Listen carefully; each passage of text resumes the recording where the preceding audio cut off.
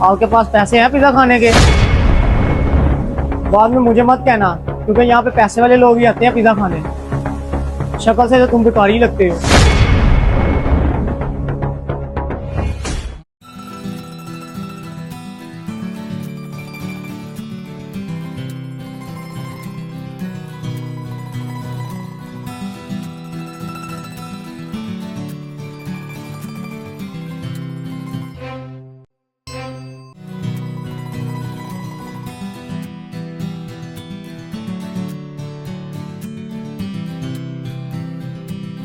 भाई बात सुनना।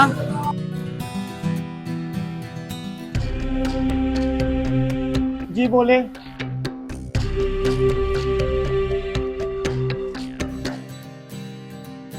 भाई पिज्जे में कौन कौन सा फ्लेवर है? और भाई फ्लेवर को छोड़ो, आपके पास पैसे हैं पिज़्ज़ा खाने के? भाई तमीज से बात करो, पैसे है तो पिज्जा खाने आया हूँ। हालत देख के तो लगता है जैसे कोई बुखारी हो। देखो भाई, अगर पैसे हैं तो फिर ही ऑर्डर करना, बाद में मुझे मत कहना, क्योंकि यहाँ पे पैसे वाले लोग ही आते हैं पिज़्ज़ा खाने। तुम जैसे यहाँ पे झाड़ू पोछा लगाते हैं, सोच समझ के ऑर्डर करना। भाई आप बात कैसे कर रहे हो?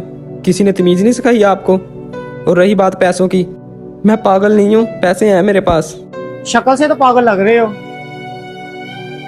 अच्छा बताओ क्या ऑर्डर करना है?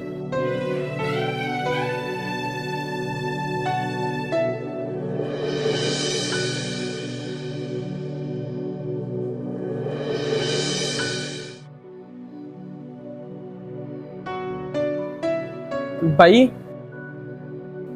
अभी तक पिज्जा नहीं आया। वो आ जाता है पिज़्ज़ा, कम से कम आधा घंटा लगता है पिज़्ज़ा बनने में। पहली बार पिज़्ज़ा खाने आए हो? यार मैं आपसे बड़े आराम से पूछना चाहता हूँ, आपके पास पैसे हैं ना? वरना आपको यहाँ झाड़ू पोछा करना पड़ेगा, क्योंकि अक्सर लोग यहाँ ऐसे ही मुंह उठा के आ जाते हैं।